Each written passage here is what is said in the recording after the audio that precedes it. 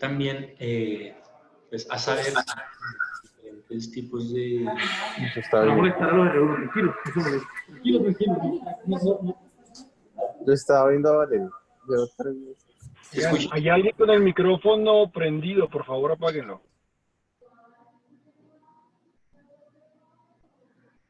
Listo.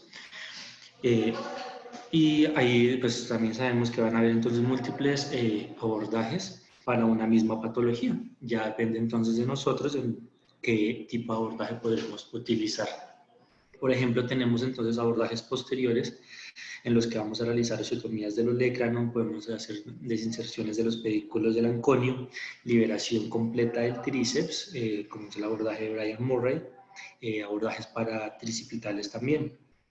En la cara pues, medial vamos a tener el abordaje de Hotchkiss, con exposición del nervio cubital, cápsula anterior y apófisis conoides, y abordajes laterales, donde podemos entonces visualizar la cabeza radial, capitellum, coronoides, cápsula anterior y cápsula posterior, de los que podemos resaltar el abordaje de Kaplan y el abordaje de Kocher, en los que se diferencian los planos internerviosos, entre el que Kaplan va a ser entonces entre el extensor común de los dedos y el extensor radial largo y corto del carpo, como vemos acá en la imagen, y el abordaje de Kocher entre el extensor cubital del carpo y el anconio. Adicional a estos abordajes, entonces, bueno, entonces aquí pues encontramos este artículo del 2004 en el que hacen entonces una revisión de los distintos abordajes, resaltando esta tabla en las que vemos los abordajes pues previamente mencionados, los planos entonces en los cuales pues discurren este tipo de abordajes y una recomendación, o vamos a ver como una aproximación en la que distintas patologías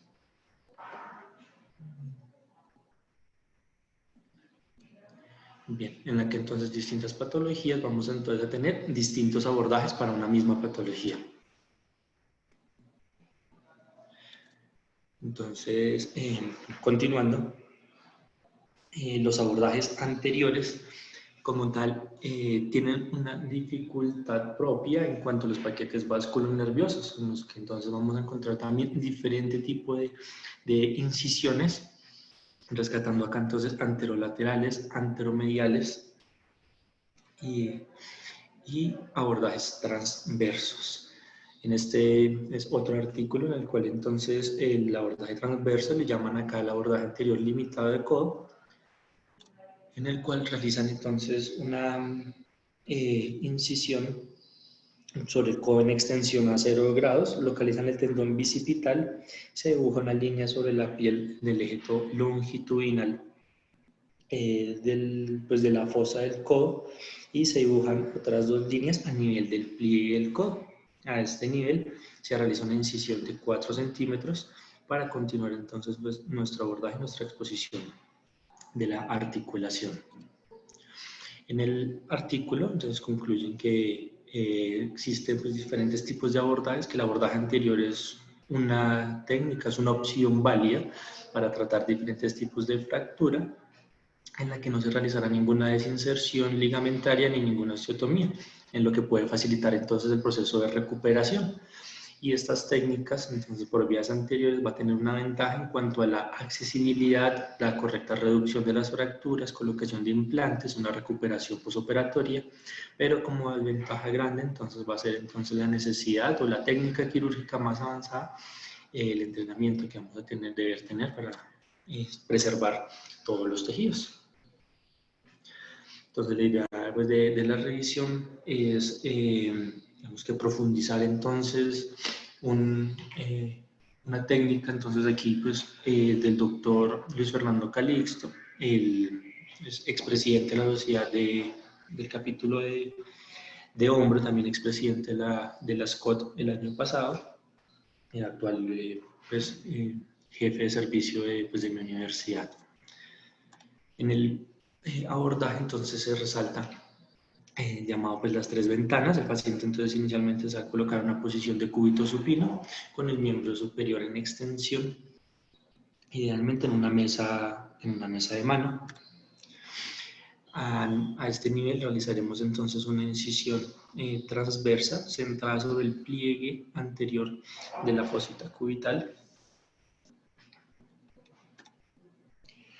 Acá superficialmente vamos a tener entonces en cuenta proteger las venas superficiales de lateral a medial, entonces la vena cefálica, la vena medial cubital y la media basílica.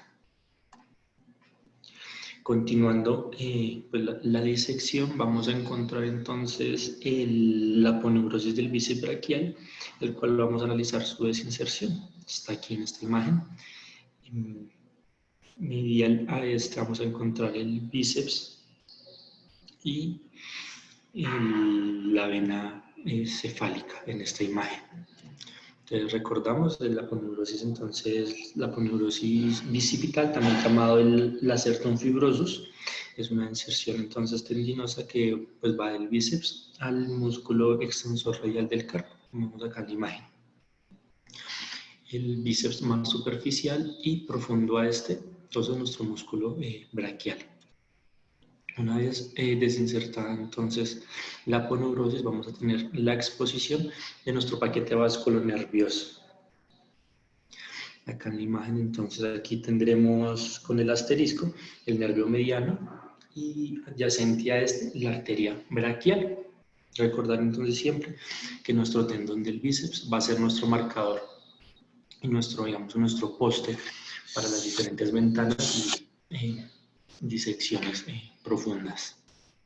Una vez entonces tenemos este plano, vamos entonces a rechazar nuestro paquete hacia medial y nuestro bíceps hacia lateral. Encontrando entonces, digamos que como hablábamos anteriormente, el músculo braquial. Vamos a separar las fibras longitudinalmente para continuar profundizando. Acá vemos entonces cómo se profundiza y adicional a eso también entonces vamos a hacer una disección longitudinal de la cápsula.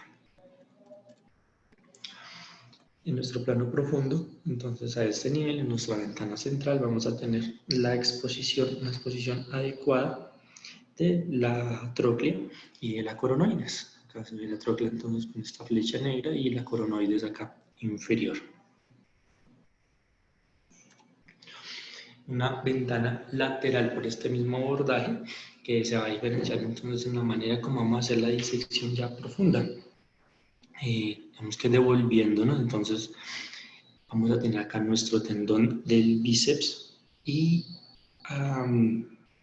acá el nervio cutáneo anterobraquial lateral. Igualmente, en esta ventana entonces lateral se va a exponer el músculo braquial anterior en su porción más lateral. Como vemos acá, entonces la cabeza del bíceps, la cual pues ya está rechazada, se disecan entonces las fibras también de una manera longitudinal del músculo braquial y de la cápsula, haciendo una disección roma, y se va a tener una exposición del capitelo y de la cúpula radial.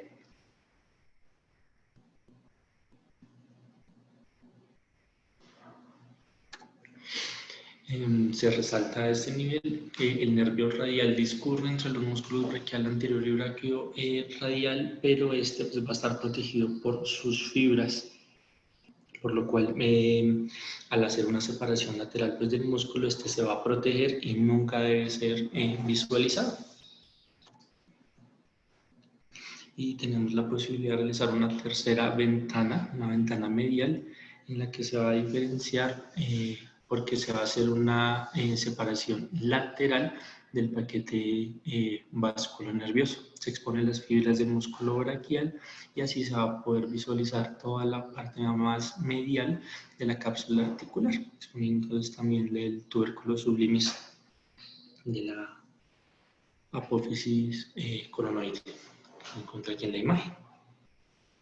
Entonces, En cuanto a discusión acá del artículo, se comenta que la ventana lateral va a permitir una exposición adecuada del capitelum y de la cúpula radial, una ventana central que va a permitir la exposición de la coronoides y de la tróclea, y una ventana medial que va a tener una exposición de tubérculos sublimes. En la ventana central el paquete va a ser separado hacia medial, y en la ventana medial este va a ser separado hacia el lateral.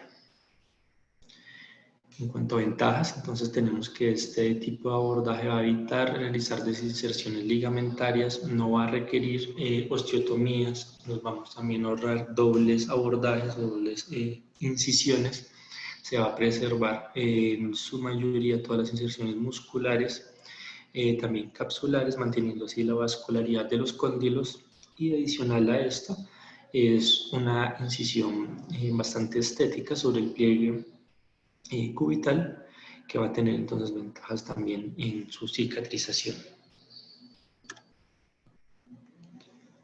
Tenemos acá, pues adicional, voy a presentar entonces un caso clínico que me compartió el doctor Pesantes, de una tirada terrible del codo que tuvieron el año pasado, hacia septiembre del 2019. Como vemos acá, una fractura que presenta entonces de la cúpula radial, un Mason 3, con una fractura también de la coronoides. Vamos a sacar los fragmentos. La posición del paciente supino sobre una mesa de mano. Unas imágenes prequirúrgicas corroborando entonces los fragmentos. Realizo acá la incisión transversal antecubital. Y vemos entonces acá la primera exposición, como hablábamos previamente, entonces con nuestro tendón aquí, con nuestro músculo del bíceps, y acá nuestro paquete vasculonervioso. Acá se identifica el paquete, este se protege y se rechaza. Vemos entonces ya profundamente fibras del músculo braquial, y al momento entonces de realizar nuestra disección longitudinal, una adecuada entonces visualización de la tróclea y de la apófisis coronoides. Entonces, imágenes que tomaron entonces del fragmento desde la cúpula, entonces de la reducción, imágenes intraoperatorias, en la cual vemos que entonces por este abordaje logran hacer una adecuada fijación o utilización de la osteosíntesis por vía anterior, desde el cúbito hasta el radio. Con estas imágenes postoperatorias y estos resultados clínicos en el que el paciente logra realizar una extensión y una flexión completa, pronosupinación, y adicional a esto, pues una cicatriz pues, bastante estética. Ya última radiografía que se me compartió de este año, de casi un año de la cirugía, en la que vemos una adecuada consolidación de los fragmentos. Como conclusión, el éxito de la cirugía del codo va a depender del conocimiento profundo de la anatomía, para así entonces preservar las estructuras que tengamos, tener una mejor recuperación del paciente. Y nuestro objetivo en cuanto a los abordajes quirúrgicos van a ser proporcionar una adecuada, una extensa visualización, siempre intentando preservar la mayor cantidad pues, de tejidos ligamentarios, musculares, óseos y obviamente pues, las estructuras neurovasculares. Y esto es otra bibliografía de la cual saqué las imágenes. Muchas gracias.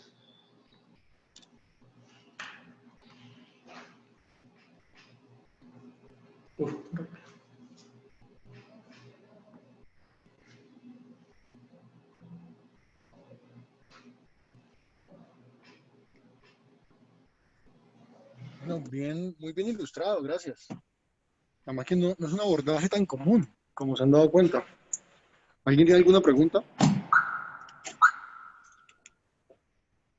Yo estaba preguntando acá, doctor, si el espacio de fijación del abordaje, porque longitudinal se ve bien, pero me queda la duda si uno sí tenía rango de movimiento para fijar y poner la plaquita esa de anterior, la que puso el doctor Pesantes ahí.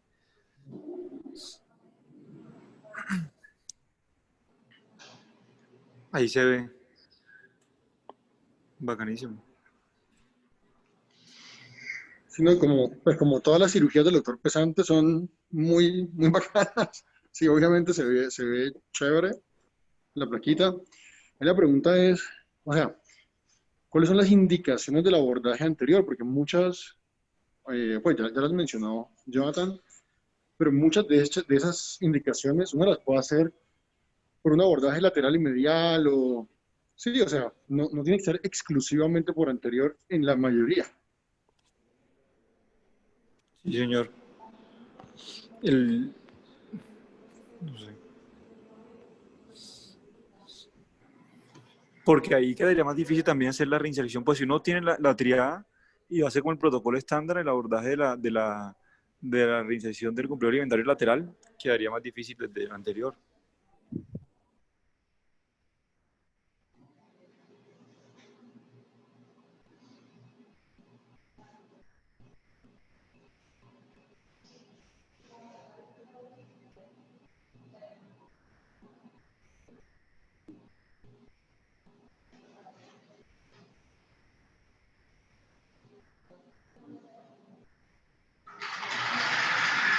Lo que pasa es que me quedé sin internet un momento,